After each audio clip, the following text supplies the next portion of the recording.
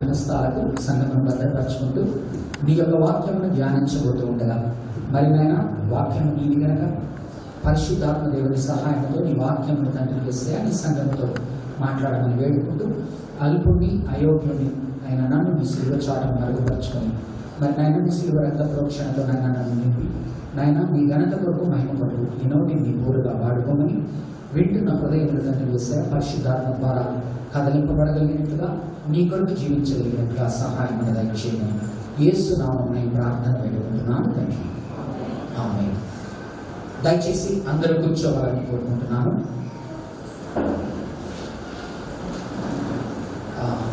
ఈ దినం అపోస్తుల కార్యం నుండి ఆదిమ సంఘం గురించి కొన్ని విషయాలు మనం ధ్యానించి మన సంఘమును మనం ఏ విధంగా కట్టుకోవాలి అనే దానికి కొన్ని సూచనలు తీసుకుందాం. గత వారం కనుక చూసినట్లయితే ఈస్టర్ పునరుద్ధాన ఆదివారంగా మనం చేసుకొని ఎంతో గంభీరంగా చేసుకున్నాము. ఎంతో మంది ప్రజలు వచ్చారు. ఎంతో సంఘము కిక్కిరిసిపోయింది. ఆ ముందర కనుక గుడ్ ఫ్రైడే రోజు చూస్తే ఎంతో మంది ప్రజలు వచ్చారు. కానీ ఈ దినం కనుక గమనించినట్లయితే పునరుద్ధాన దినం అయిపోయిన తరువాత రకరకాల కారణాల వలన మనుషులు రకరకాల బలహీనతలకు గురయ్యారు. ఒకనాడు క్రైస్తవత్వంలోకి నేను వచ్చినప్పుడు జ్ఞాపకార్థపు క్రైస్తవులు అనే మాట వింటూ ఉండేవాడిని. అలాగనే పండగ క్రైస్తవులు అనేటువంటి మాట వింటూ ఉండేవాడిని. అది ఏంటా అని నేను చాలాసార్లు అనుకునేవాడిని. ఒక వారం క్రితము ఉన్న కరోనాని ఈరోజు ఉన్నది. మొన్న వారం ఎంత సీరియస్గా ఉండిందో మొన్న ఆదివారానికి శుక్రవారానికి అంతే సీరియస్గా ఇప్పుడు ఉన్నది. పండగకు రావడానికి అంత ఇష్టపడిన మనము, పునరుద్ధాన ఆదివారం దినము రావడానికి అంత ఇష్టపడిన మనము, ప్రతి ఆదివారం ఆయన పునరుద్ధాన దినముగా చేసుకునే క్రైస్తవులుగా మనము ఎంత సంఘములో భయముతోనూ భక్తితోనూ వణకుతోనూ సంఘములో దేవుని సన్నిధి ఉన్నది కనుక సంఘములో మనకి ఎటువంటిది సోకదు అనేటువంటి నమ్మకం మనలో ఎంత ఉండాలా? ఎక్కువ ఉండాలి. కాబట్టి నా ప్రార్థన ఈ దినము రాని వారి కొరకు రకరకాల కారణాల వల్ల రాలేకపోవచ్చు. వారిని విమర్శించడం నా ఉద్దేశం కాదు. కానీ గత వారం ఎందుకు ఆసక్తి ఉండింది, ఈ వారం ఎందుకు ఆసక్తి లేదు అని ప్రశ్నించుకుంటే మన ఆధ్యాత్మికత ఎక్కడ ఉన్నదో మనకే అర్థమవుతుంది. కాబట్టి మన జీవితంలో రోజు చేసే పనుల ద్వారా మన జీవితము సక్సెస్ అనేది ప్రారంభమవుతుంది. మన జీవితంలో ప్రతి వారము చేసేదాన్ని బట్టి మన సక్సెస్ ఉంటుంది. అంతేగాని అడపా దడపా చేసే వాటి ద్వారా మనకు ఆనందం రావచ్చు, కానీ దానివల్ల మనకు విజయం అయితే సంభవించదు. మనకు విజయం సంభవించేది ఒక స్టూడెంట్కి కానివ్వండి, ఉద్యోగంలో కానివ్వండి, దైనందిక చర్యలో మనం ఏదైతే చేస్తామో దాన్ని బట్టి మనకు విజయం లభిస్తుంది. కావున ఆధ్యాత్మిక జీవితంలో కూడా ప్రతి దినములు అన్నము తినకపోతే మన ఆరోగ్యానికి ఎంత హానికరమో అర్థం చేసుకున్న మనము 3 పూట్ల తినడానికి ఇష్టపడతాము. అలాగనే అనుదినము ఒక్కసారైనా మనం ఒక 15 నిమిషాలు అరగంట వాక్యము చదువుకోకపోతే, ప్రార్థన చేసుకోకపోతే అది మన ఆత్మీయ జీవితాలకు ఎంత శాపకరంగా పరిణమిస్తుందో అర్థం చేసుకున్న మనము భోజనానికి ఇచ్చిన ప్రాధాన్యత ఆత్మీయ భోజనానికి కూడా ఇచ్చి అనుదినము వాక్య ధ్యానము ప్రార్థన ఎలాగైతే ఉండాలో, ఏ విధంగా అయితే యేసు ప్రభువు వారు ఎంత శ్రమలలో శోధనలో ఉన్న సమయంలో కూడా ఆయన సహవాసము వేడకుండా ఉన్నాడో, ఆనాటి ఆదిమ సంఘము అపోస్తలుల సంఘము ఎంతో బెదిరింపులకు లోనై ఉన్న సంఘము బయట ఎంతో ప్రమాదము వారికి పొంచి ఉండగా, పునరుద్ధారుడైన ప్రభువు కనుక ఆ యొక్క యోహాను సువార్తలు కనుక చూసినట్లయితే వారంతా భయభ్రాంతులై తలుపులు వేసుకుని ఉన్నారట. అప్పుడు లోపలికి వచ్చి ప్రభువు నేనే మీ మధ్యలో ఉన్నాను వారికి సమాధానం ఇచ్చాడట. సో వారు కూడా నీలాగా నాలాగా ఈరోజు తెగులకి బయట ఉన్న శత్రువులకు భయపడి తలుపులు వేసుకుని వారిని వారు కాపాడుకోవాలి అని చూసుకున్న వారే. కానీ ఎప్పుడైతే యేసు ప్రభు వారి మధ్యకు వచ్చి తోమాను మందలిస్తాడో, ఎప్పుడైతే పేతురును మరలా తిరిగి అపోస్తలత్వంలోకి పిలుస్తాడో, వారిని ప్రేమించి ఆదరిస్తాడో, వారికి అర్థమవుతుంది ప్రభువు లేకుండా మనం ఏమి విజయం సాధించలేము అని అర్థం చేసుకున్న వారు చాలా తక్కువ మంది, ఒక 120 మంది కలిసి మేడగది మీద ప్రార్థన చేసుకుంటున్నట్టు చూస్తాం. పురుషులు, స్త్రీలు. వారికి అదే భయం ఉన్నది. ఆ రోజు ఆ యొక్క రోగులు వచ్చి వారిని ఊచకోత పోస్తారు అని ఆ 12 మందిని టార్గెట్ చేస్తున్నారు. వారి వెనక ఎవరైతే స్త్రీలు ఉన్నారో వారిని ఆ యొక్క మహాసభ వారు, యూదుల మహాసభ వారు, రోమీయులు వారి మీద కన్ను వేస్తున్నారని వారికి తెలుసు.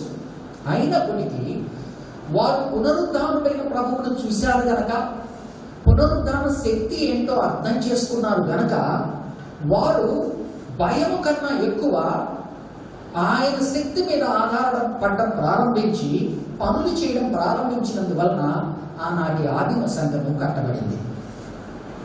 అలాగని ఈ రోజు కూడా ప్రతిసారి మన జీవితంలో కొన్ని పరిస్థితులు వస్తాయి.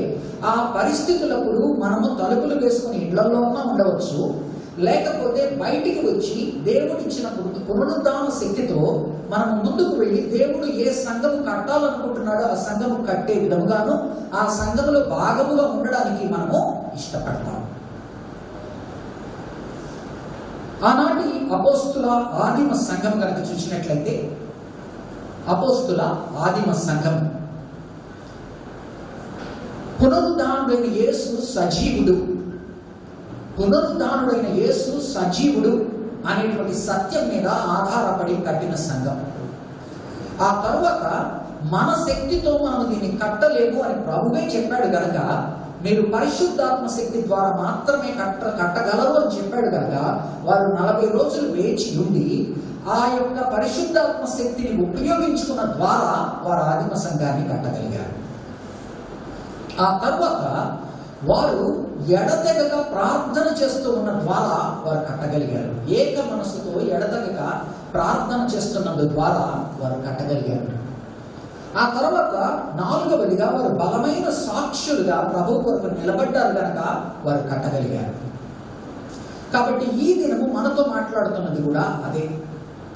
ఎప్పటికప్పటికి పునరుద్ధాన దినం అయిన తరువాత మనము మన యొక్క సంఘమును ఏ విధముగా నిర్మించుకుంటాము అని చూసేటువంటి ప్రక్రియలో మనల్ని నిలబెట్టేది ఆచారాలు కాదు, మనల్ని నిలబెట్టేది పండగలు కాదు, మనల్ని నిలబెట్టేది సజీవుడైన పునరుద్ధానుడైన యేసు ప్రభువు మాత్రమే అని మనం నిశ్చయముగా తెలుసుకున్నప్పుడు, ఆయన అనుగ్రహించిన పరిశుద్ధాత్మ శక్తిని మనము పొందుకొని, భయం ఉంటుంది కానీ ఆ భయమును అధిగమించేటువంటి శక్తి మనలో ఉన్నదని గమనించి ముందుకు వెళ్ళినప్పుడు, ఆ తరువాత ఎడతెగక ఏక మనస్సుతో మనమందరము ప్రార్థన చేస్తున్నప్పుడు, ప్రతి ఒక్కరు ఎవరికి వారు సాక్షులుగా నిలబడాలి అని నిర్ణయించుకున్నప్పుడు మాత్రమే సంఘమును కట్టగలం.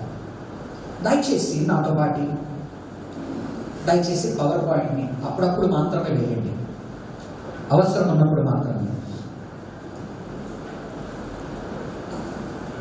మొట్టమొదట అధ్యాయంలో కనుక చూసినట్లయితే 3వ వచనం చూడండి. ఆయన శ్రమ పడిన తరువాత 40 దినముల వరకు వారికి అడ్డుపడుచు దేవుని రాజ్య విషయములను గురించి బోధించుచు అనేక ప్రమాణములను చూపి వారికి తన్ను తాను సజీవునిగా కనబరుచుకొనెను. కాబట్టి ప్రభువైన యేసు క్రీస్తు పునరుద్ధానుడైన వాడు సజీవుడు అని వారు నమ్మిన తర్వాతనే చేయగలిగారు. 4వ వచనం నుంచి 5వ వచనం. ఆయన వారిని కలిసికొని ఈలాగు ఆజ్ఞాపించెను, మీరు యెరూషలేము నుండి వెళ్ళక నా వలన వినిన తండ్రి యొక్క వాగ్దానము కొరకు కనిపెట్టుడి. యోహాను నీళ్లతో బాప్తిస్మము ఇచ్చెను గాని కొద్ది దినములలోగా మీరు పరిశుద్ధాత్మలో బాప్తిస్మము పొందెదరు అని. 8వ వచనం. ఆయన అయినను పరిశుద్ధాత్మ మీ వీధికి వచ్చినప్పుడు మీరు శక్తి నొందెదరు కనుక మీరు యెరూషలేములోను యూదయ సమరయ దేశములంతటను భూదిగంతముల వరకును నాకు సాక్షులు అయి యుందురు. 14వ వచనం. వీరందరూ 12 మంది అపోస్తలులు, 11 మంది అపోస్తలులు, యూదా ఇస్కరియోతు చనిపోయాడు కనుక 11 మంది అపోస్తలులు, వీరితో కూడా కొందరు స్త్రీలను యేసు తల్లి అయిన మరియయు ఆయన సహోదరులను, అంతవరకు యేసు సహోదరులు ఇంకా ఆయన నమ్ముకోలే ఒకనాడు, కానీ ఎప్పుడో మధ్యలో మరణ పునరుద్ధానాల మధ్యలో ఆఖరి దినాల్లోనూ యేసు ప్రభువును వారు రక్షకుడిగా అంగీకరించారు, నూతన విశ్వాసులుగా జతపరచబడ్డారు. కొందరు స్త్రీలను యేసు తల్లి అయిన మరియయు ఆయన సహోదరులను ఏక మనస్సుతో ఎడతెగక ప్రార్థన చేయుచుండిరి. ఏక మనస్సుతో ఎడతెగక ప్రార్థన చేయుచుండిరి.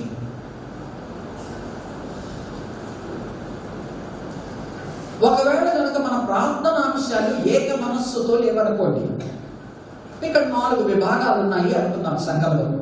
పాస్టర్లు, పెద్దలు, క్వైర్, విశ్వాసులు, ఇట్లా రకరకాల కొన్ని విభాగాలు అనుకున్నాం. ఒక్కొక్కరు ఒక అంశం కొరకు ప్రార్థన చేస్తున్నాం, ఒక్కొక్కరు ఒకలాగా ముందుకు వెళ్తున్నాం అనుకోండి, ఆ సంఘం నిలబడుతుందా? ఒక్కొక్కరి అజెండా ఒకటి అయ్యింది అనుకోండి, ఆ సంఘం నిలబడుతుందా? ఏక మనస్సుతో ఎడతెగగా ప్రార్థించగలను.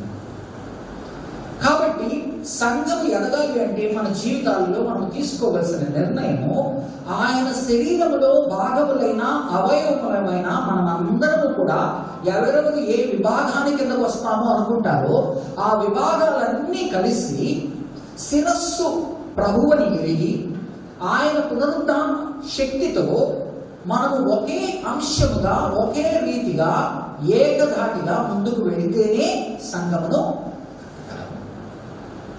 ఎవరి పాటికి వారము మనము గనక మన అజెండా ప్రకారంగా మనం కట్టాలి అనుకుంటే, ఆనాడు ఐగుప్తీయులు ఎవరినైనా చంపాలి అనుకుంటే వారు విధించేటువంటి శిక్ష ఏంటి అంటే, ఒక మనిషికి 4 లింబ్స్ ఉంటాయి, 2 చేతులు 2 కాళ్ళు. వాళ్ళు ఏం చేసేవాళ్ళంటే, ఒక చెయ్యి ఒక గుర్రానికి, ఒక చెయ్యి ఒక గుర్రానికి, ఒక కాలు ఒక గుర్రానికి, ఇంకొక కాలు ఇంకొక గుర్రానికి కట్టేవాళ్ళు. కట్టి ఆ రౌతు కొద్దిగా ఒక అడుగు ముందుకు పోయిగానే బాడీ అంతా స్ట్రెచ్ అయ్యేది.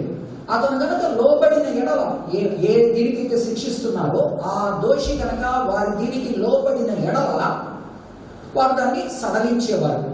లేదంటే ఒక్కొక్క గుర్రాన్ని ఉసికొలిపే కొద్దీ అది 4 భాగాలుగా తెగిపోయి కండకు చెదిరిపోయి రక్తసిక్తమై చనిపోయేది.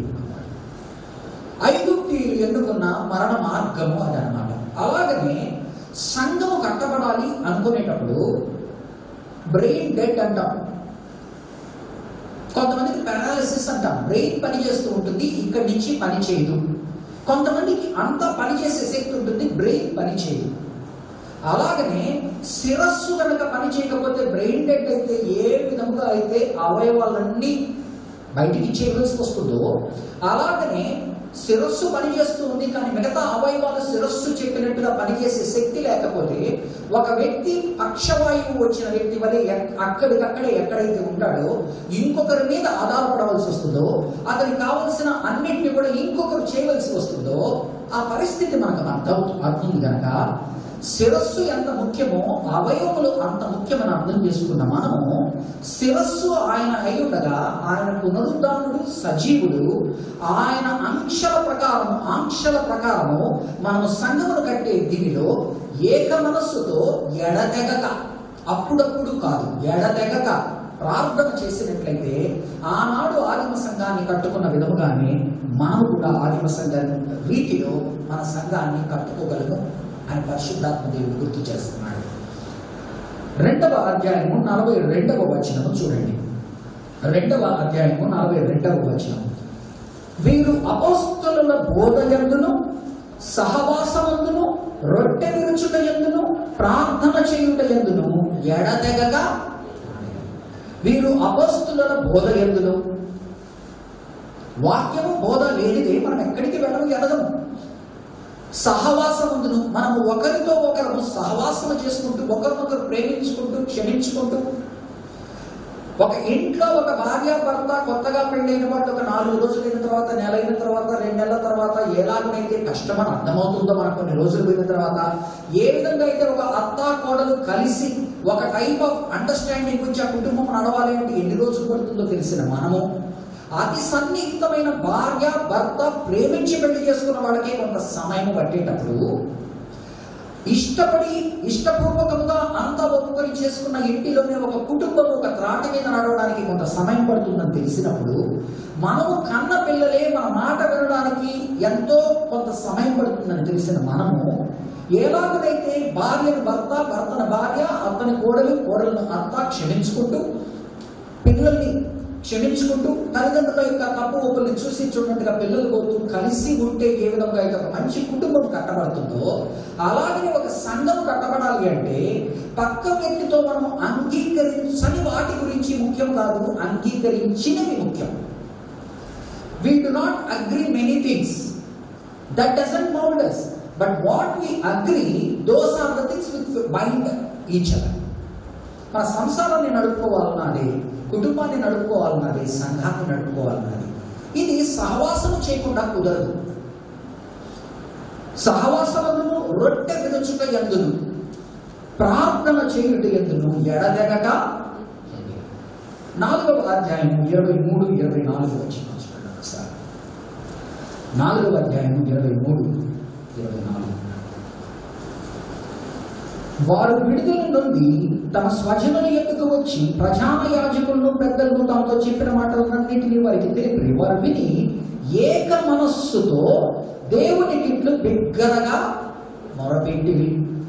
నాథా, నీవు ఆకాశమును భూమిని సముద్రమును వాటిలోని సమస్తములను కలుగు చేసిన వాడు, అన్యజనులు ఏలా అల్లరి చేసిరి, ప్రజలెందుకు వ్యక్తమైన ఆలోచనలు పెట్టుకునేవి, ప్రభువు మీదను ఆయన క్రీస్తు మీదను భూరాజులు లేచిరి, అధికారులు ఏకముగా ఏక మనస్సుతో ఒకే తడవున ఎలుగెత్తి ప్రార్థన చేశారు అని మనకు కనపడుతుంది. 31వ వచనం, 4వ అధ్యాయం 31వ వచనం. వారు ప్రార్థన చేయగానే వారు కూడి ఉన్న చోటు కంపించను. అప్పుడు వారందరూ పరిశుద్ధాత్మతో నిండిన వారై దేవుని వాక్యమును ధైర్యముగా బోధించిరి.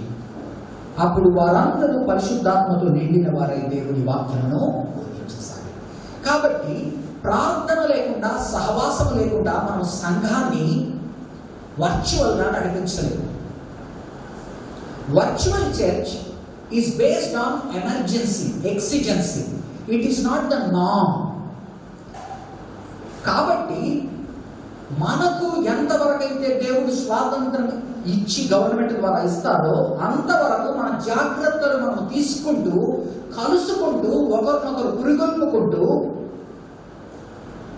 సహవాసం చేస్తూ, రొట్టె విరుస్తూ మనం ముందుకు వెళ్ళాలని దేవుడు మరొకసారి మనల్ని గుర్తు చేస్తున్నాడు. Virtual churches are not the answer. Rather, they are an exception in cases of emergency. But physical church, mingling together by taking enough care and ఒకరి భారములు ఒకరి బరువులు మోసుకుంటూ ఒకరికొకరు ప్రార్థన చేసుకుంటూ ముందుకు వెళ్ళవలసిన సంఘంగా ఉన్నారు. ఇదంతా ఎలాగో జరిగింది. వారు సాక్షులుగా ఉండాలి అనే నిర్ణయం తీసుకున్నారు కనుక ఇది జరిగింది. ప్రభువు ఏం చెప్పాడు వారికి? మీరు నా సాక్షులుగా ఉండాలి, భూదిగంతముల వరకు యూదయ, యెరూషలేము, యూదయ, సమరయ, భూదిగంతముల వరకు మీరు నాకు సాక్షులుగా ఉండాలి అని చెప్పారు. వారు ఏం చేశారో చూడండి. సాక్షులుగా ఉండడానికి వారు ఒక నిర్ణయాన్ని తీసుకున్నారు. అపోస్తల కార్యము 1వ అధ్యాయము 21 నుంచి 26 వరకు చూస్తాం. కాబట్టి యోహాను బాప్తిస్మము ఇచ్చినది మొదలుకొని ప్రభువైన యేసు మన యొద్ద నుండి పరమునకు చేర్చుకొనబడిన దినము వరకు ఆయన మన మధ్య సంచరించుచుండిన కాలమంతయు మనతో కలిసి ఉన్న వీరిలో ఒకడు మనతో కూడా ఆయన పునరుద్ధానమును గురించి సాక్షి అయి ఉండుట ఆవశ్యకమని చెప్పారు. యూదా ఇస్కరియోతు అనేవాడు నమ్మక ద్రోహము చేసి బయటికి వెళ్ళిపోయాడు. కాబట్టి అతని స్థానంలో ఇంకొకరిని సంపూర్తి చేసి 12 అపోస్తలుగా ఈ 120 మంది జనాంగాన్ని ఏ విధంగా ముందుకు తీసుకువెళ్ళాలి అనే నిర్ణయం తీసుకునేటప్పుడు వాళ్ళు తీసుకున్న నిర్ణయం ఏంటంటే, వారికి వారు కొన్ని కట్టుబాట్లు పెట్టుకున్నారు. ఏమని? 12వ వాడిని ఎన్నుకోవాలి. ఆ 12వ వాడు ఎవరై ఉండాలి? ఎవరు అంటే యోహాను బాప్తిస్మం ఇచ్చిన దినం నుంచి యేసు ప్రభు పునరుద్ధానము వెళ్ళిన ఆ కొండ మీదకి ఆ అవరోహణమైన సమయం వరకు ఈ మనలో 120 మందిలో ఎవరెవరైతే ఉన్నారో వారిలో ఒకరు. వారిలో వారి తెలివితేటలు మానవ ఆసక్తిని బట్టి, మానవ ఆలోచనను బట్టి, మానవ నిర్ణయాన్ని బట్టి వారు ఇద్దరిని ఎన్నుకున్నారు. అప్పుడు వారు యూస్తు అను 23వ వచనం, అప్పుడు వారు యూస్తు అను మారు పేరు గల బర్సబ్బా అనబడిన యోసేపు, మత్తీయ అను ఇద్దరిని నిలువబెట్టి ఇట్లని ప్రార్థన చేసిరి. అందరి హృదయములను ఎరిగి ఉన్న ప్రభువా, తన చోటికి పోవుటకు యూదా తప్పిపోయి పోగొట్టుకుని ఈ పరిచర్యలోను అపోస్తలత్వములోను పాలు పొందుటకు వీరిద్దరిలో నీవు ఏర్పరచుకుని వానిని నీవు కనపరచుము అని. ఆల్రెడీ వీళ్ళకి ఇద్దరిని నిర్ణయించుకున్నారు. ఆ ఇద్దరిలో ఒకరిని దేవుడిని చూస్ చేసుకోమని అడిగారు. అంతటా వారు వీరిని గురించి చీట్లు వేయగా మత్తీయ పేరుట చీటీ వచ్చెను గనుక అతడు 11 మంది అపోస్తలులతో కూడా లెక్కింపబడెను. మనం కూడా ఎవరు పెద్దలుగా ఉండాలి, ఎవరు ఇలా ఉండాలి అన్నప్పుడు మానవ ఆలోచనల ప్రకారము ఎవరు పాస్టర్గా ఉండాలి, ఎవరు పెద్దలుగా ఉండాలి, ఎవరు ప్రయత్నంలో ఉండాలి, రకరకాల ఆలోచనలు కలుగుతూ ఉన్నప్పుడు మనం ఏం చేస్తాము? మన ఆలోచనలు మనం ఉపయోగించి మన నిర్ణయాలు లోపభూయిష్టమైనవి కనుక మనము దేవుని ముందర పెడతాం. ఎందుకంటే అందరి హృదయాలు తెలిసిన వాడు దేవుడు గనుక నేను మానవునిగా తప్పు చేయొచ్చు కానీ దేవుడు సరిగ్గా ఎన్నుకుంటాడు అని మనం ఆయన ముందర పెడతాం. పెట్టినప్పుడు ఏం జరిగింది? ఆ ఇద్దరిలో ఒకరి చీటీ మీద పేరు వచ్చింది, ఒకరిని ఎన్నుకున్నారు. కానీ చరిత్ర ఏం చూపుతుంది? మానవ ఇష్టానుసారముగా వారు ఎవరినైతే ఎన్నుకొని అపోస్తలుడుగా చేయాలనుకున్నాడో దేవుడు వారిని గౌరవించి ఒక అపోస్తలుడిని వారికి ఇచ్చాడు. కానీ దేవుని హృదయంలో ఒక అపోస్తలుడు ఉన్నాడు. ఆయన పునరుద్ధానాన్ని చూడాల. వీరు పెట్టిన క్వాలిఫికేషన్స్ అతను సెట్ కాడు. బాప్తిజం ఇచ్చి యోహాను బాప్తిజం ఇస్తున్న సమయం నుంచి పునరుద్ధానం వరకు ఆయన లేడు. కానీ ప్రభువైన యేసు తానే ఆయనకు ప్రత్యక్షమయ్యి అపోస్తలుడైన పౌలుకు తన కొరకు పిలుచుకొని ఆయన్ని సేవ కొరకు ఉపయోగించుకోవడం ప్రారంభిస్తాడు. ఉపయోగించుకున్నప్పుడు పౌలుని అర్థం చేసుకున్నవాడుగా కొన్ని గొప్ప మాటలు మాట్లాడతాడు. చూడండి, కొరింథీయులకు రాసిన పత్రిక, మొదటి పత్రిక 15వ అధ్యాయము 8 నుంచి చదువుతాను. కొంత ముందు నుంచి చదువుతాను. 5వ వచనం నుంచి చదువుతాను. ఆయన కేపాకులు తరువాత 12 కనబడెను. కేపాకులు 12, అటు పిమ్మట 500కు ఎక్కువైన సహోదరులకు ఒక్క సమయం అందే కనబడెను. వీరిలో అనేకులు ఇప్పటి వరకు నిలిచి ఉన్నారు, కొందరు నిద్రించి. తరువాత ఆయన యాకోబును అటు తర్వాత అపోస్తలులు అందరికీ కనబడెను. ఈ వాక్యం అందరికీ కడపట అకాలమందు పుట్టి ఉన్న నాకును. ఎందుకని? వాళ్ళ క్వాలిఫికేషన్స్ ప్రకారము వాళ్ళు యేసు ప్రభువును తెలుసుకున్న వారు, యేసు ప్రభు మరణము చూశారు, పునరుద్ధానము చూశారు. కానీ పౌలైతే యేసు ప్రభు బ్రతికి ఉన్నప్పుడు అతనితో సహవాసము లేనివాడు. కాబట్టి వారు పెట్టుకున్న క్వాలిఫికేషన్స్ అతను సరిపోడు. కాబట్టి ఏమంటున్నా అంటే అకాలమందు పుట్టిన వాడినైనా నేను అంటే మిగతా వాళ్ళందరూ యేసు ప్రభువును తెలుసుకున్న తర్వాత ఆయన పునరుద్ధానమును చూడగా, నేను యేసు ప్రభువును తెలియక పునరుద్ధానుడైన యేసును మొట్టమొదటిగా తెలుసుకుని నేను శిష్యుడిగా. కానీ దాన్ని ఆయన ఏ విధంగా తీసుకుంటున్నాడు? నీవు నేను అయితే దాన్ని ప్రివిలేజ్గా తీసుకుంటాం. It is an extra privilege. అంటే ఆ పారామీటర్స్ హ్యూమన్ పారామీటర్స్ అతీతంగా దేవుడు కనుక మనల్ని సెలెక్ట్ చేసుకుంటే మనం కొంత గర్వానికి లోనవుతాం, కొంత అహానికి లోనవుతాం. అలాగనే అపోస్తలుడైన పౌలు ఏమంటున్నాడో చూడండి, 9వ వచనం. ఏలయనగా నేను అపోస్తలులందరిలో తక్కువ వాడను.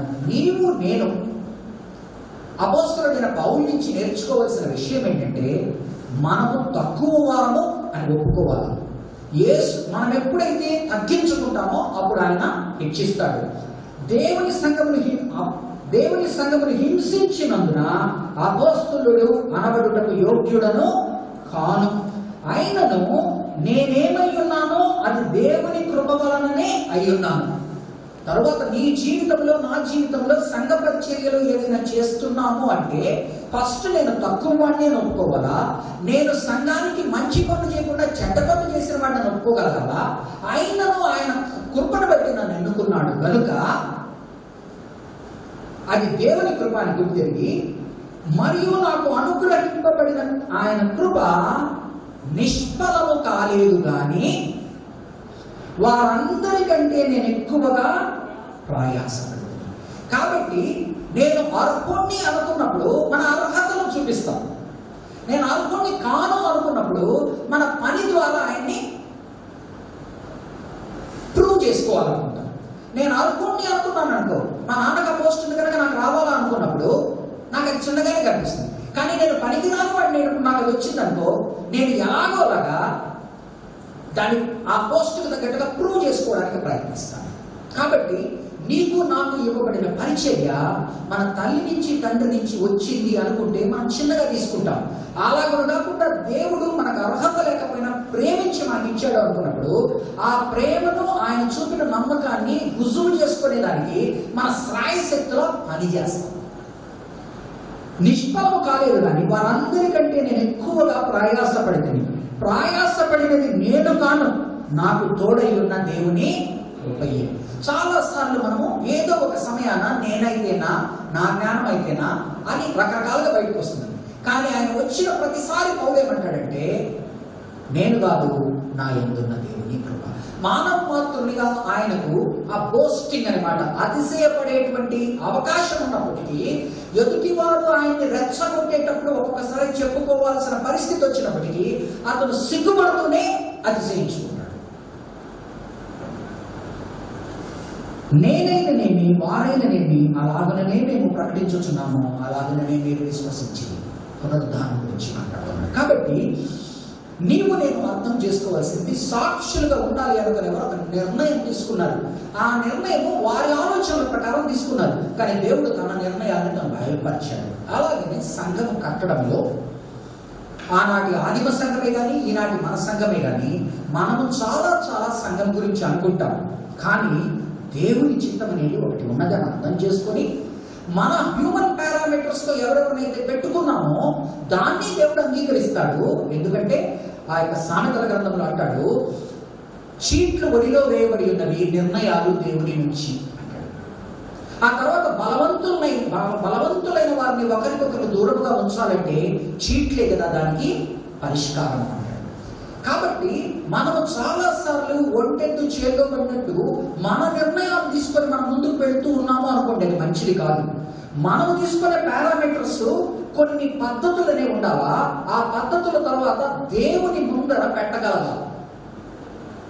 పెట్టినప్పుడు దేవుడు నీవు ఆయనకి దాన్ని సమర్పిస్తున్నావు కనుక ఆయన నిన్ను మెచ్చుకొని దాంట్లో కొన్ని లోపాలు ఉన్నా కూడా సరిదిద్ది ఆ డెసిషన్ ముందుకు తోస్తాడు.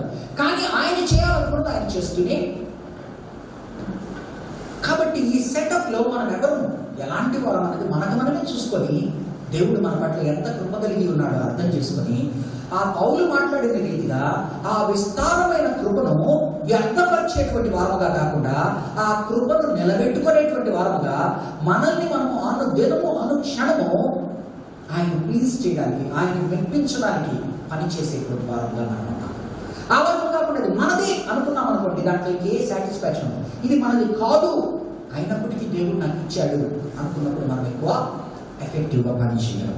అలాగున సంఘాన్ని నిర్మించుకోవాలి ప్రతి విశ్వాసే వృత్తి చేస్తున్నాడు. మూడవదిగా వారు సాక్ష్యం చెప్పిన రీతి కనుక చూస్తే చూడండి, వారు సాక్ష్యం చెప్పిన రీతి. ఈరోజు మనం చాలా సార్లు సాక్ష్యం అంటే రకరకాలు జరుగుతాయి. ఎవరిని విమర్శించి ఉద్దేశం కాదు. సాక్ష్యం అనగానే ఎక్కడో ఒక్కొక్కడ మన ఎజెండా అనేది బయటకు వచ్చేస్తుంది. సాక్ష్యం అంటే దేవుడు తప్పితే మరి ఎవ్వరు కనపడదు. నా ఉద్యోగం కాదు, నా బిజినెస్ కాదు, నాకేం కావాలో నేను ఇండైరెక్ట్ గా మెసేజ్ పాస్ చేయడం కాదు, దేవుడు మాత్రమే కనపరచబడాలి. అందుకనే నీవు ముందర నుంచి సాక్ష్యాన్ని ఆలోచించుకొని దాన్ని ప్రెసి రైటింగ్ అంటారు. మీరందరూ ఈ మధ్యన చదువుతున్న వాళ్ళు ఒకనాటి చదువుల్లో ఒక సెంటెన్స్ ఇస్తే ఆ సెంటెన్స్ని 10 పేజీలుగా రాయడము ఒక క్వశ్చన్ ఉంటుంది. ఇంకోటి ఏంటంటే నీకు 100 సెంటెన్స్లు ఇచ్చిన దాన్ని ఒక సెంటెన్స్లో రాయమంటాడు. దాన్ని ప్రెసీ రైటింగ్ అంటారు. పిఆర్ఈసి అంటే నీవు చెప్పదలుచుకున్నది నీకేంటో తెలియకపోతే అక్కడికి వచ్చి నీ ఇష్టం వచ్చినట్లు మాట్లాడతావు. కానీ నీవు చెప్పవలసింది ఏంటో కనుక నీకు తెలిస్తే దాంట్లో నీవు ఉన్నదే రాసుకొని దాన్ని ఆలోచిస్తూ ఉంటే ఎక్కడ నేను నన్ను హెచ్చించుకుంటున్నానో, ఎక్కడ దేవుడిని హెచ్చిస్తున్నాను అన్నది తెలుసుకోవాలి. రెండోది, అక్కడికి వచ్చినప్పుడు మనకేం మాట్లాడాలో తెలియదు కనుక ఏదేదో మాట్లాడడం ప్రారంభిస్తాం. కానీ నీ దగ్గర ఏం మాట్లాడాలో నీవు కనుక రాసుకొని ఉండి అవపోసన పట్టుంటే నీవు చెప్పాలనుకున్నదే చెప్తావు, నీకు ఇచ్చిన సమయంలోనే చెప్తావు, దేవుడు ఆ సమయంలో కనపరచు. లేకపోతే విస్తారమైన మాటలలో దోషం ఎలాగుండక మానదో, విస్తారమైన సమయంలో వాడుకునే సందేశాల్లో కూడా అంతే దోషాలు ఉంటాయి. Be brief. Brevity is the soul of the wit. Brevity is the soul of the wit. వారు ఏ విధంగా సాక్ష్యం ఇచ్చారు? 1వ అధ్యాయము 22వ వచనం. ఇప్పుడు మనం చదువుకున్నాం. 2వ అధ్యాయము 32వ వచనం. 1:22 కూడా చదువుతాం. ఆయన పునరుద్ధానమును గురించి సాక్షి అయి ఉండుట ఆవశ్యమని చెప్పాను. వారు తీసుకున్న నిర్ణయం ఏంటి? ఆయన పునరుద్ధానుడయ్యాడు అనేటువంటి సాక్ష్యము ఉండాలి. అందుకని సువార్త అంటే ఏంటి? నా పాపాల కొరకు చనిపోయాడు, నాకు ఉద్యోగం ఇచ్చాడు, ఇవంతా ఒక ఎత్తు అయితే, నా పాపాల కొరకు చనిపోయాడు, ఆ చనిపోయిన వాడు భూమిలో లేడు, లేచాడు. లేయడమే కాకుండా 2వ రాకడ అనేది ఒకటి ఉంది. ఈ రోజు ప్రేమామయుడిగా వచ్చాడు. 2వ రాకడ ఆయన గర్జించు సింహము వలె వస్తాడు. నీకు ఇచ్చిన ఈ 70 ఏళ్ల కాలాన్ని నువ్వు సరిగ్గా ఉపయోగించుకోకపోతే, నీకు ఏ ప్రేమామయుడు అనుకుని గారాబంతో చూసుకుంటావో ఆ క్రీస్తు నీకు ఏది మేకై కూర్చుంటాడు. మరణ పునరుద్ధానాలు 2వ రాకడ అన్ని స్వార్థలో ఉండాలి. 2:32 2వ అధ్యాయము 32వ వచనం. ఈ యేసును దేవుడు లేపెను, దీనికి మేమందరము సాక్షులము కాగా ఆయన దేవుని కుడి పార్శ్వమున హెచ్చింపబడి పరిశుద్ధాత్మను గుర్చిన వాగ్దానమును తండ్రి వలన పొంది మీరు చూచుచూ వినుచున్న దీనిని కుమ్మరించి ఉన్నాడు. దావీదు కుమ్మరించి ఉన్నాడు. సో పరిశుద్ధాత్మ శక్తి ద్వారా ఇది జరుగుతుంది. పునరుద్ధానం అనేది నిజం. పునరుద్ధానం అనేది పరిశుద్ధాత్మ శక్తి ద్వారా జరపబడింది. దాన్ని మేము చూశాము, సాక్షి. అలాగే నీవు సువార్త చెప్పాలంటే ఏం చేయాలా? నీ జీవితంలో ఏమి జరిగిందో అది చెప్పడమే శుభవార్త. నీ సాక్ష్యమే సువార్త. ఆ సాక్ష్యములకు నువ్వు జోడించేది ఏంటి? ఇది చేసిన వాడెవడు? ప్రభు. ఆ ప్రభువు ఎవరు? ఇందాక మనం మాట్లాడుకున్న మాట, ఆయన దేవుడు మానవుడిగా దిగి వచ్చాడు. నీ నా పాపమును తన మీదకి తీసుకున్నాడు. ఆయన చనిపోతానని చెప్పాడు, 3వ దినం లేస్తానని చెప్పాడు. అలాగనే లేచాడు. దానికి ప్రూఫ్ ఏంటి? ఆ రోజు అపోస్తలులు అయితే చూశారు, కానీ ఎవరో ఏంటో తెలియదు. నేను ఏ కులంలో మతంలో పుట్టిన వాటి నన్ను ఆయన మార్చుకున్నాడు. ఒకనాటి చెడు నాలో లేదు, నేను ఈరోజు మారిన వాడిని.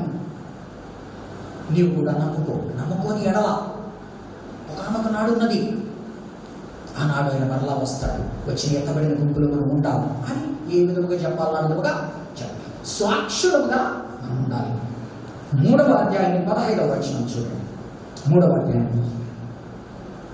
ఈ అపోస్తలులైన పేతురు, యోహాను వీళ్ళు నిలబడి చెప్తున్న మాటలు మహాసభ ముందర.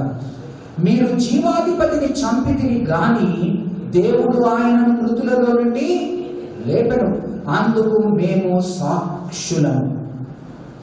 ఆయన నామమందలి విశ్వాసము మూలముగా ఆయన నామమే మీరు చూచి ఎరిగి ఉన్న వీటిని బలపరిచిన ఆయన వలన కలిగిన విశ్వాసమే మీ అందరి ఎదుట వీటికి పూర్ణ స్వస్థత కలుగజేసింది.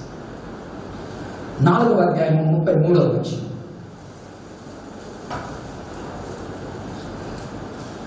4వ అధ్యాయం 30. ఇదియుగాక అపోస్తలులు బహుబలముగా ప్రభువైన యేసు పునరుద్ధానమును గురించి సాక్ష్యమిచ్చిరి.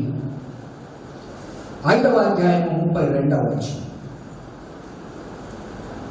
మేమును దేవుడు తనకు విధేయులైన వారికి అనుగ్రహించిన పరిశుద్ధాత్మయు మేమును దేవునికి విధేయులైన వారికి అనుగ్రహించిన పరిశుద్ధాత్మయు ఈ సంగతులకు సాక్షులమై ఉన్నామని.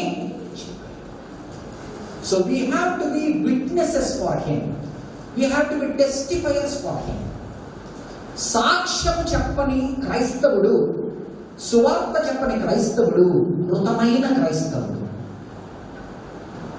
నీ సాక్ష్యము నువ్వు చెప్పకుండా మాట్లాడుతున్నాము అంటే మన క్రైస్తవత్వము మృతమైనది. మృతమైన క్రైస్తవులు చేరిన చోట ఏముంటుంది? మృత సంఘం ఉంటుంది. సాక్ష్యము సువార్త నీవు బయట పంచుకొనిదే ఆ సంఘము మృతులైన వారితో నింపబడి అది మృత సంఘముగా ఉంటుంది. ఎక్కడైతే సువార్త ప్రబలదో, ఎక్కడైతే విశ్వాసి సాక్ష్యము చెప్పడో ఆ సంఘము మృతమైన సంఘము. అది జీవము కలిగిన సంఘము కాదు. సాక్ష్యం నీవు చెప్పగలగాలా? నీ యొక్క దీని నుంచి సువార్త బోధింప.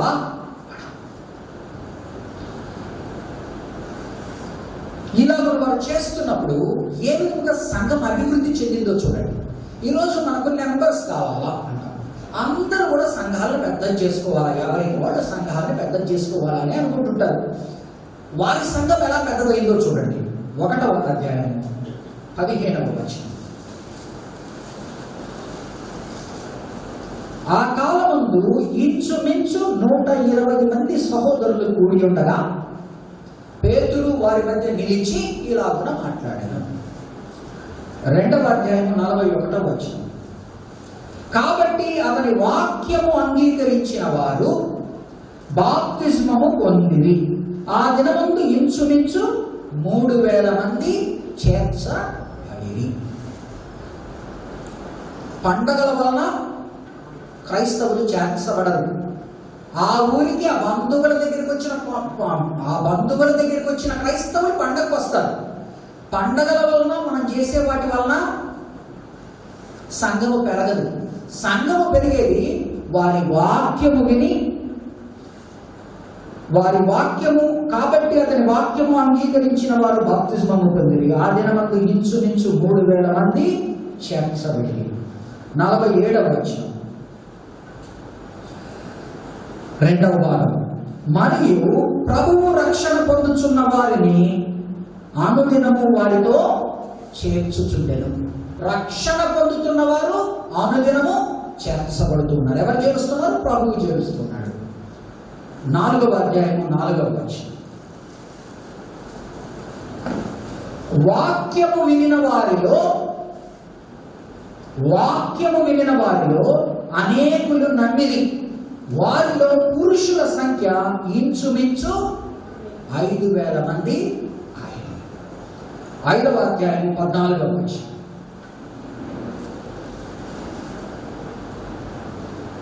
ప్రజలు వారిని గణపరచుచుండిరి.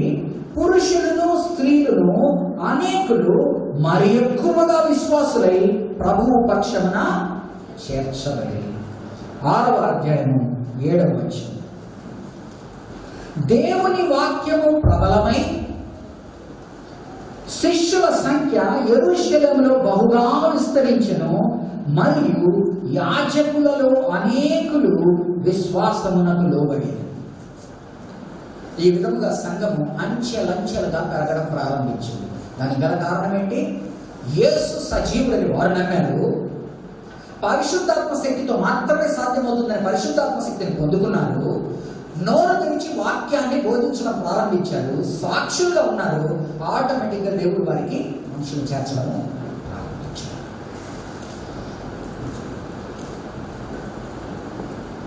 ఆఖరిగా ఈ ఒక్కదాన్ని పరిశుద్ధాత్మ శక్తి ఏంటి?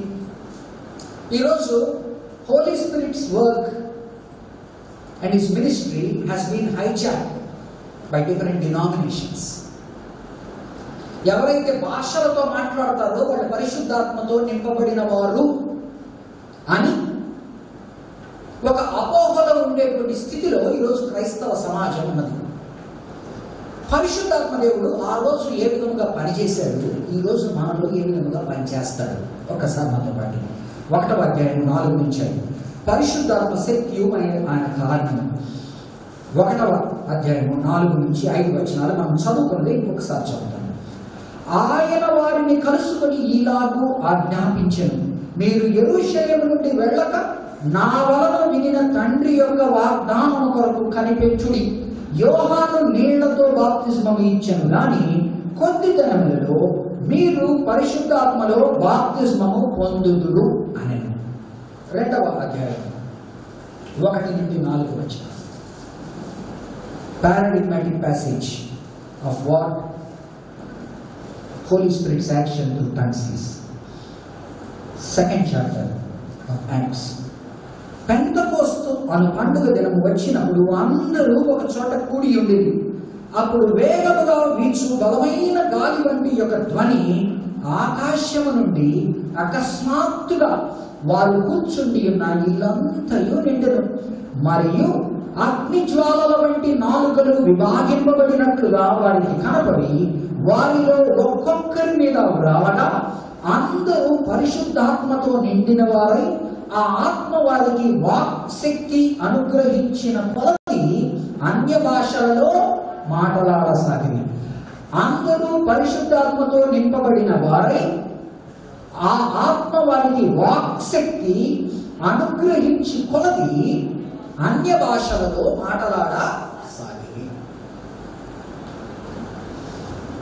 ఈ యొక్క వాక్యాన్ని బట్టి లోకమంతా నమ్ముతున్నది, ఇంక్లూడింగ్ సరైన డాక్టర్ తెలిసిన వాళ్ళు కూడా ఏంటంటే, ఎక్కడైతే నాలుకలు భాషలు అనేవి మాట్లాడతారో అక్కడ పరిశుద్ధాత్మ తాకిడి ఉంది అని అనుకుంటారు. కొన్ని సంఘాల్లోకి వెళితే మీరు కూడా అలాగ మాట్లాడాలని వారు ప్రేరేపించి ప్రోత్సహించి ప్రార్థనలో నిన్ను గుసిగొలుపుతారు. అంటే వారి అండర్స్టాండింగ్ని బట్టి నానా విధమైన భాషలు మాట్లాడడం అనేది పరిశుద్ధాత్మతో నింపబడ్డము అనేది వారి ఆలోచన. కానీ ఈ దినము నేను చెప్పబోయేది మీరు జాగ్రత్తగా విని జాగ్రత్తగా నేను చూపబోయే వచనాలు చూడండి. అపోస్తల కార్యములో అపోస్తలుడైన లూకా భక్తుడు ఎందుకు ఈ పరిశుద్ధాత్మ శక్తికి ఆ యొక్క నాలుకలకు అన్య భాషలకు ముడిపెట్టాడు అంటే, ప్రభువు ఏమంటాడు, యెరూషలేమునందు పరిశుద్ధాత్మ శక్తి మీ మీదికి వచ్చినప్పుడు మీరు చేయవలసిందేంటి? యెరూషలేము యందు, యూదయ యందు, సమరయ యందు, యూదయ సమరయ అన్య భూదిగంతముల వరకు మీరు, అంటే దాంట్లో ఎన్ని పీపుల్ గ్రూప్స్ ఉన్నాయి? Jews live in Judea, mixed Jews live in Samaria. సమరయులు మిశ్రమ జనము, యూదులు అన్యులకి. అన్యులు ఎక్కడైనా ఉంటారు. ఒక్కసారి మనతో పాటు చూడండి. 11వ అధ్యాయము 15 నుండి 18 వచనాలు. 11వ అధ్యాయము 15 నుంచి 18 వచనాలు. చిన్నగా చదువుతాను, జాగ్రత్తగా వినండి, అండర్లైన్ చేసుకున్నాను. పేతురు ఆ యొక్క మహాసభ ముందర నిలబడినప్పుడు, నువ్వు కొర్నేలీకి ఎలా బాప్తిజం ఇచ్చావు అని అడుగుతున్నారు వాళ్ళు. కొర్నేలి అన్యుడు కదా, కొర్నేలీకి నువ్వు బాప్తిజమము ఎలాగో ఇచ్చావు, అతన్ని నువ్వు మన క్రైస్తవ జనాంగంలో ఎలా ఒప్పుకున్నావు అని అడిగినప్పుడు మాట్లాడుతున్నాడు. 11వ అధ్యాయము 15 నుంచి 18. నేను మాట్లాడారంభించినప్పుడు పరిశుద్ధాత్మ మొదట మన మీదికి దిగిన ప్రకారం, ఎప్పుడు 2వ అధ్యాయము 1 నుంచి 4 వరకు ఇందాక ఏదైతే చదివామో అది యూదుల మీదకి దిగింది. అది యూదుల మీదకి దిగినప్పుడు అన్య దేశాలలో ఎవరెవరైతే యూదులు ఉన్నారో ఆ యూదులందరూ ఇక్కడ చేరున్నారు. కాబట్టి అది ఎవరి మీదకి వచ్చింది? యూదుల మీదకి వచ్చింది. అప్పుడు యోహాను నీళ్లతో బాప్తిస్మం ఇచ్చెను గాని మీరు పరిశుద్ధాత్మలో బాప్తిస్మము పొందుదురని ప్రభువు చెప్పిన మాట నేను జ్ఞాపకము చేసుకుంటుని. అపోస్తలుడైన పేతురు మహాసభ ముందర నిలబడి కొర్నేలీకి నువ్వు ఎలా బాప్తిస్మం ఇచ్చావు, ఎలా క్రైస్తవుడిగా చేసుకున్నావు అని ఆయన నిందిస్తున్నప్పుడు ఆయన తనను తాను దాని బట్టి డిపెండ్ చేసుకోవడానికి మాట్లాడుతున్న మాటలు. కాబట్టి 17వ వచనం, కాబట్టి ప్రభువైన యేసుక్రీస్తునందు విశ్వాసం ఉంచిన మనకు అనుగ్రహించినట్లు దేవుడు వారికి కూడా సమాన వరము అనుగ్రహించి ఉండగా దేవుని అడ్డగించడం నేను ఏ మాటి వాడనని. మనకు అనుగ్రహించిన వరమే పరిశుద్ధాత్మ వరమే. ఆనాడు యూదా దేశంలో మనం ఉన్నప్పుడు, ఆ పెంతెకోస్తు దినాన యెరూషలేములో మాట్లాడుతున్నప్పుడు అన్ని దేశాల వారు అక్కడికి వచ్చి, అన్ని దేశాల యూదులు అక్కడికి వచ్చి వారి వారి భాషలతో, వారికి యూదా భాష రాదు, కోల్పోయారు, వారు వివిధ దేశాల్లో ఉన్నారు కనుక వారి భాషలో మాట్లాడుతున్న వారు అక్కడ కూర్చున్నారు కనుక ఆనాడు వారికి సువార్త అందరికీ అర్థమయ్యేదానికి పరిశుద్ధాత్మ దేవుడు వారి వారి భాషలతో మాట్లాడినప్పుడు లూకా ప్రకారంగా యూదులందరికీ ఆ యొక్క పరిశుద్ధాత్మ దేవుడు అక్కడ ఇచ్చినట్లు, యూదులకు పరిశుద్ధాత్మ దేవుడు ఇవ్వబడినట్లు. వారు ఈ మాటలు విని మరేమీ అడ్డకు చెప్పక, అట్లయితే అన్యజనులకును దేవుడు జీవార్థమైన మారు మనస్సు దయచేసి ఉన్నాడని చెప్పుకొనొచ్చు దేవుని మహిమపరిచి. ఇప్పుడు నాతో పాటు దయచేసి 8వ అధ్యాయము, అపోస్తల కార్యము 8వ అధ్యాయము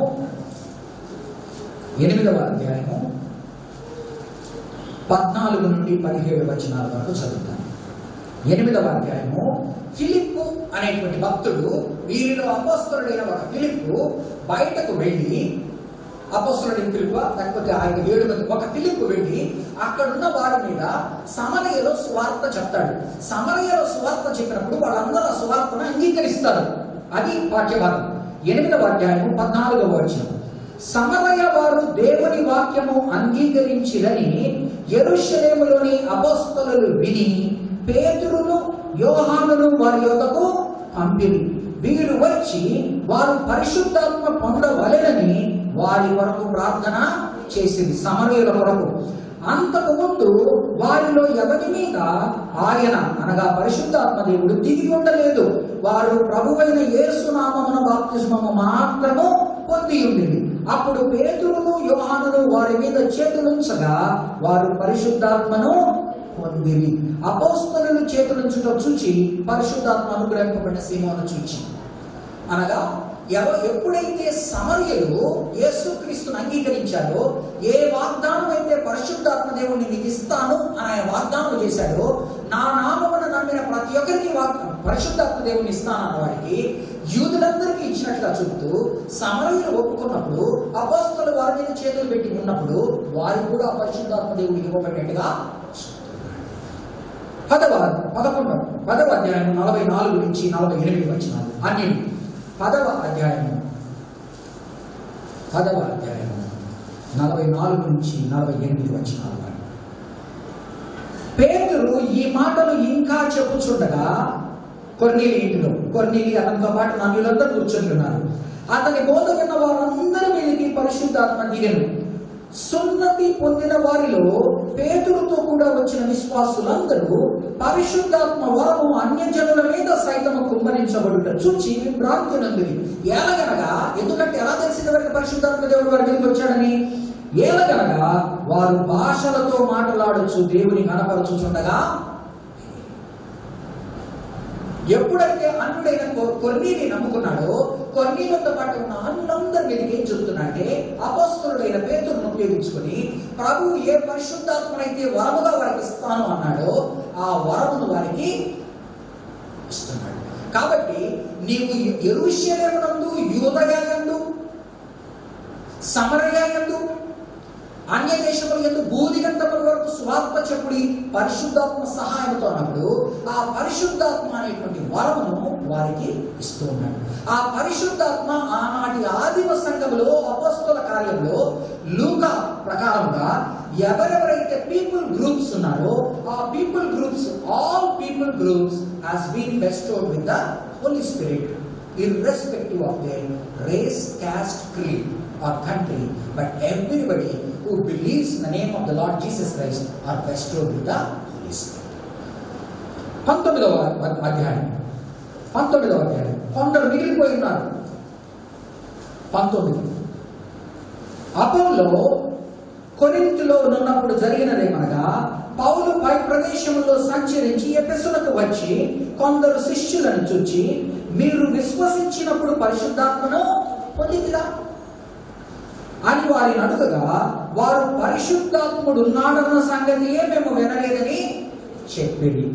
అప్పుడు అతడు, అలాగైతే మీరు దేనిని బట్టి బాప్తిస్మము పొందితిరని అడుగగా, వారు యోహాను బాప్తిస్మమును బట్టి అని చెప్పింది. అందుకు పౌలు, యోహాను తన వెనుక వచ్చు వానియందు అనగా యేసునందు విశ్వాసముంచవలనని ప్రజలతో చెప్పుచు మారు మనస్సు విషయమైన బాప్తిస్మము ఇచ్చెనని చెప్పెను. ఆ మాటలు విని ప్రభువైన యేసు నామమున బాప్తిస్మము పొందిరి. తరువాత పౌలు వారి మీద చేతులుంచగా పరిశుద్ధాత్మ వారి మీదికి వచ్చెను. అప్పుడు వారు భాషలలో మాట్లాడుటకును ప్రవచించుటకును మొదలు. నాలుగో తెగ ఎవరంటే ఆ యొక్క ఆయన ఎవరు? అపోల్లో లాగా కొంతమంది యోహానిచ్చి బాప్తిస్మం మాత్రమే తెలుసు, కానీ యేసునామమున ఇంకా బాప్తిస్మం తీసుకోలేదు. కాబట్టి యేసునామమున యోహాను బాప్తిస్మం తీసుకుని ఇంకా యేసునామమున బాప్తిస్మం తీసుకొని వారందరి మీదకి కూడా పరిశుద్ధాత్మ దేవుడు దిగాడు. కాబట్టి అన్య భాషలు అనేది ఆదిమ సంఘములో లూకా ప్రకారముగా అపోస్తల కార్యంలో అన్య భాషలు అనేది నీ యొక్క భక్తి భావాన్ని ప్రదర్శనకు కాదు కదా, కానీ దేవుడు నిన్ను తన యందు అంగీకరించాడు అని ఒక పీపుల్ గ్రూప్ కి, ఒక ఏమంటారంటే మనుష్య జాతి ఏమంటారు పీపుల్ గ్రూప్స్, ఒక తెగకు ఇచ్చినట్లుగా అది భాషల ద్వారా వారు మాట్లాడుతున్నట్టుగా చూపబడిన తార్కాణాలు. కాబట్టి ఈ దినము మనము గనక పరిశుద్ధాత్మ దేవుడు ఉంటే భక్తి, పరిశుద్ధాత్మ దేవుడు మనకు కొంత ప్రార్థన చేస్తే వస్తాడు, కొంత భక్తిగా ఉంటే వస్తాడు. ఆ భాషలు అంటే కొరింథీయులకు రాసిన పత్రికలో అపోస్తలుడైన పౌలు అనేది ఏంటంటే ఆ భాషలు అది దేవునికి మానవునికి మధ్యన ఆత్మీయతతో సంభవించేది, కానీ అది మానవులకి మధ్యన ఒకరికొకరికి అర్థం కానప్పుడు ఉపయోగపడేటువంటి భాషలు కావు. కాబట్టి అపోస్తల కార్యంలో లూకా భక్తుడు చెప్పేటువంటి అన్య భాషలు మాట్లాడేటువంటి పరిశుద్ధాత్మ వరము కొరింథీయులకు రాసిన పత్రికలో పౌలు అందరినీ నిందిస్తూ దూషిస్తూ మీరు తప్పిపోతున్నారని చెప్పేటువంటి ఈనాడు నానా మంది పక్కకు తప్పిపోతున్న ఇది వేరు. కాబట్టి ఎక్కడా కూడా నీవు నాలుకల ద్వారా మాట్లాడినంత వలన నీ భక్తి భావం అని అనుకోవద్దు, నీకు పరిశుద్ధాత్మ దేవుడు ఇంకా ఇవ్వబడలేదు అనుకోవద్దు. అది నిన్ను మక్క మార్గంలోకి పంపించేసేది. నీవు ఎప్పుడైతే యేసుక్రీస్తుని అంగీకరిస్తావో, నీవు ఇక్కడ ఉన్న మనం అందరం ఎవరమో అన్యులం. కాబట్టి నీవు యేసుక్రీస్తుని అంగీకరించగానే ఆనాడు కొర్నేలియుకి ఏ విధముగా ఆ యొక్క పరిశుద్ధాత్మ దేవుడు ఇవ్వబడ్డాడో నీకు కూడా, నీవు అన్యుడవు కనుక నీకు కూడా ఇవ్వబడి ఉన్నది ఆల్రెడీ. నువ్వు బాప్తిస్మం తీసుకున్నప్పుడు ఆటోమేటిక్గా నీ మీదకు. చూడండి 2వ అధ్యాయం చదివి ముగించుకుందాం. ఆఖరిలో నేను మాట్లాడిన 10 నిమిషాలు మీకు డ్రైగా అనిపించుండొచ్చు, మనకు అవసరం లేదనిపించుండొచ్చు, కానీ బోధ మనం అర్థం చేసుకోవాలి. బోధ మనం అర్థం చేసుకుంటేనే బయట వారు బోధించేది ఏంటో అర్థం చేసుకుని తగు జాగ్రత్తలు మనము తీసుకోగలము. అపోస్తలుడైన పౌలు ఏమంటాడు, మీకన్నా నేను ఇంకా ఎక్కువ భాషలు మాట్లాడగలను, కానీ అది ఎందుకు పనికి వస్తాయి? దేవునికి నాకు మధ్య సంబోధనకు పనికి వస్తాయి, కానీ సంఘంలో మాట్లాడేదానికి పనికిరాదు. ఎందుకని సంఘంలో మాట్లాడినప్పుడు ఆ భాషను ఇంకొకటి తర్జుమా చేయలేకపోతే దానివల్ల ఉపయోగం ఏముంది? ఉపయోగం లేదు. ఇంకొకటి తర్జుమా చేస్తేనే ఆ పరలోక భాషకు అర్థం ఉంది, లేకపోతే అది పరలోక భాషలో ఇంకెక్కడో ఒక భాషలో నాకు అర్థం వద్దు. నేను కూడా అప్పుడప్పుడు మాట్లాడతాను. ఎందుకు మాట్లాడుతాను? దేవునికి నాకు ప్రార్థనలో ఉన్నప్పుడు మాట్లాడుకుంటాను. అంతేగాని అందరి ముందర ఉన్నప్పుడు అర్థమయ్యేటువంటి 4 మాటలు నేను మాట్లాడితే చాలు, అదే ప్రవచనము సువార్త. వాక్యం నేను అందరికి అర్థమయ్యేది మాట్లాడితే చాలు, కానీ నేను అన్య భాషలు మాట్లాడవలసిన అవసరం లేదు. అన్య భాషలు నాకు దేవునికి భక్తిభావంతో సంబంధించినవి. కానీ కొరింథు సంఘంలో, దెయ్యాలున్న సంఘంలో ఎవరైతే వారు ఆ యొక్క విగ్రహాలను పూజించేవారు, అక్కడున్న దెయ్యాల భాషలన్నీ అర్థం చేసుకుని వారు కూడా పరిశుద్ధాత్మతో నింపబడి ఉన్నారు అనుకుంటున్నప్పుడు ఆ అపోస్తలుడైన పౌలు వారిని గద్దిస్తూ సరి చేస్తూ మార్గంలో పెడుతున్నారు. 2వ అధ్యాయం చదువుగా చూపించుకున్నాం. 2వ అధ్యాయం వారు ఈ 37వ వచనం, వారు ఈ మాట విని హృదయంలో నొచ్చుకొని, సహోదరులారా మేమేమి చేతుమని పేతురును కడమ అపోస్తలులను అడగా, పేతురు, మీరు మారు మనస్సు పొంది పాప క్షమాపణ నిమిత్తము ప్రతివాడు యేసుక్రీస్తు నామమున బాప్తిస్మము పొందుడి, అప్పుడు మీరు పరిశుద్ధాత్మ వరము. కాబట్టి ప్రియ సహోదరుడి సహోదర, ఇక్కడ ఉన్న ప్రతి ఒక్కరితో దేవుడు మనతో మాట్లాడుతున్న మాటలు, నీవు యేసుక్రీస్తుని గనక స్వీరక్షకునిగా అంగీకరిస్తే, నీవు గనక పాత జీవితాన్ని వదిలేసి మారు మనస్సు పొంది ఆయన వైపును తిరిగితే, నీవు గనక బాప్తిస్మం తీసుకుంటే నీకు పరిశుద్ధాత్మ వరం ఇవ్వబడుతుంది. ఆ పరిశుద్ధాత్మ శక్తితో నీవు సాక్షిగా ఉండగలవు. ఆ పరిశుద్ధాత్మ శక్తితో నీవు సువార్తను బోధించగలవు. మన మానవ శక్తితో వాక్చాతుర్యంతో మాట్లాడగలవు. పరిశుద్ధాత్మ శక్తితో వాక్యాన్ని విశ్లేషణ చేయగలవు, వాక్యాన్ని వివేచించగలవు, వాక్యం గురించి బోధించగలరు, సాక్షిగా నీవు నిలబడగలరు. ప్రార్థన చేస్తున్నాం.